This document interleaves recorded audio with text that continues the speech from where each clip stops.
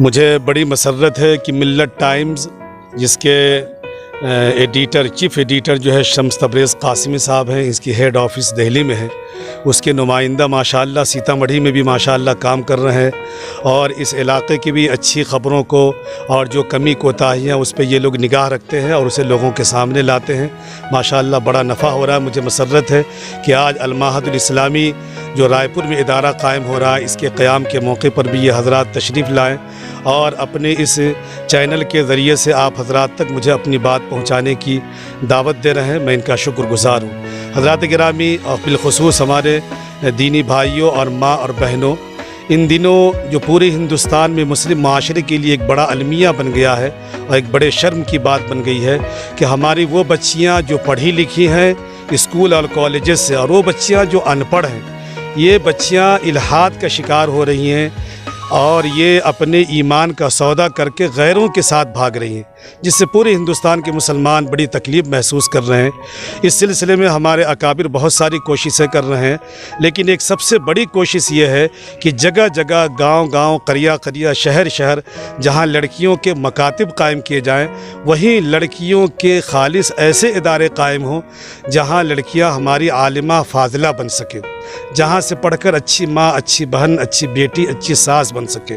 اور پھر وہ جس گھر میں جائیں، جس علاقے میں جائیں، وہاں دین کی داعیہ بن کر، اسلام کی مضبوط سپاہیہ بن کر لوگوں کے ایمان کو مضبوط بنائیں، لوگوں کو اچھے اخلاق کی تعلیم دیں۔ اسی غرض و غایت کے پیش نظر رائے پور کی سرزمین پر مولانا جنید عالم قاسمی صاحب جو اس ٹرسٹ کے صدیق ایجوکیشنل ٹرسٹ، جامعۃ الابرار صدیق ایجوکیشنل ٹرسٹ کے صدر ہیں، انہوں نے بمبئی میں بھی ایک جگہ وقف کی ہے جہاں میں ادارہ چلا رہا ہوں، اور یہ جگہ بھی انہوں نے وقف کی ہے جہاں کا میں ناظم ہوں، اور اس کا تعمیری کام شروع کیا گیا ہے۔ انشاءاللہ 3 سے 4 مہینے میں تعمیری کام مکمل ہو جائے گا، اور ارادہ ہے کہ رمضان سے پہلے انشاءاللہ ہم تعلیم کا آغاز کر دیں گے۔ جہاں تک ہماری آواز پہنچے ان تمام مسلمانوں سے، مسلمانان عالم سے گزارش ہے کہ آپ دعا فرمائیں کہ یہ ادارہ ترقی کی راہ پہ گامزن ہو اور اس کا تعمیری مرحلہ طے ہو، تعلیمی سلسلہ جلد از جلد شروع ہو، اور یہاں سے علم کا نور اور علم کی روشنی پھیلے اور جہالت کی تاریکی یہاں سے چھٹ جائے،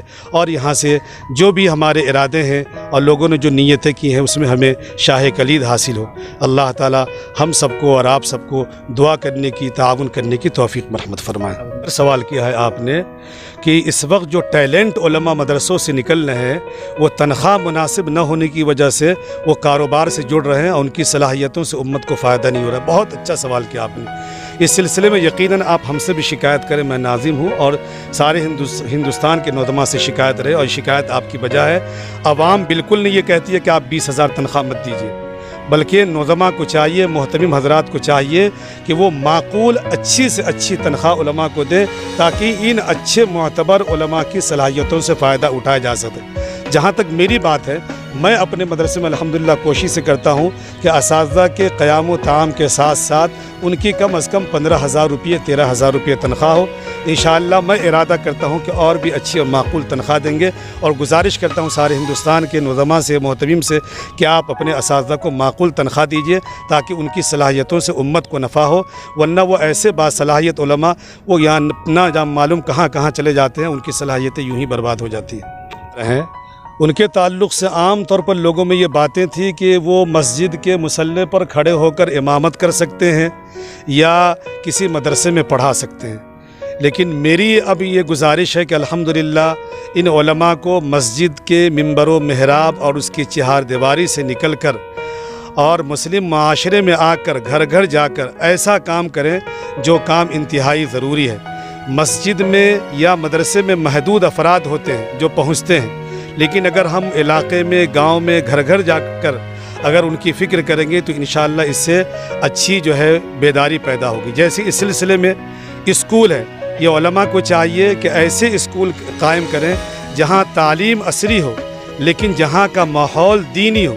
جب عصری تعلیم ہوگی اور دینی ماحول ہوگا تو یہ بچے پڑھنے کے بعد جس شعبے میں بھی جائیں گے، اس شعبے میں پہنچنے کے بعد وہ وہاں اپنا کام کرتے ہوئے، ڈیوٹی کرتے ہوئے، کماتے ہوئے در حقیقت وہ دین کے داعی بنیں گے، اسلام کے مضبوط سپاہی بنیں گے، اور اخلاق کے ساتھ، ایمان کے ساتھ، دیانتداری کے ساتھ وہ اپنی ڈیوٹی انجام دیں گے۔ آج صورتحال یہ کہ بہت سارے لوگ اسکول کالجز سے پڑھیں لیکن ان کی بنیادی دینی تربیت نہیں ہوئی تو وہ لوگ وہاں جا کر رشوت خور بن جاتے ہیں، اور نہ جانے ایسے کام کرتے ہیں جو اسلام اور مسلمان کے نام پہ گھناؤنا کام ہوتا ہے۔ لیکن اگر یہی بچے اسکول میں پڑھیں گے لیکن ماحول دینی ہوگا تو انشاءاللہ وہاں وہ دین کے داعی بنیں گے، اپنا کام بھی کریں گے، وہاں سے دین کی دعوت و تبلیغ بھی کریں گے انشاءاللہ۔ اس لیے علماء کو اب چاہیے کہ وہ اسکول بھی قائم کریں جہاں عصری علوم کے ساتھ ساتھ دینی ماحول ہو۔ میرا نام محمد شمیم اختر ندوی ہے۔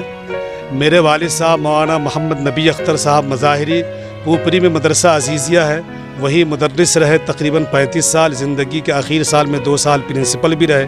پوپری جامع مسجد کے والد صاحب جو ہے 35 سال خطیب رہے۔ میں انہی کا لڑکا ہوں۔ میرے بڑے بھائی ڈاکٹر کلیم اختر صاحب پوپری میں ایک بچے اچھے ماہر ڈاکٹر ہیں ماشاءاللہ۔ میرے ایک بھائی ماسٹر نفیس اختر صاحب بھی وہاں خدمت کر رہے ہیں، جن کے میڈیکل ہے، خادم میڈیکل، ایک ٹیچر بھی ہیں وہ۔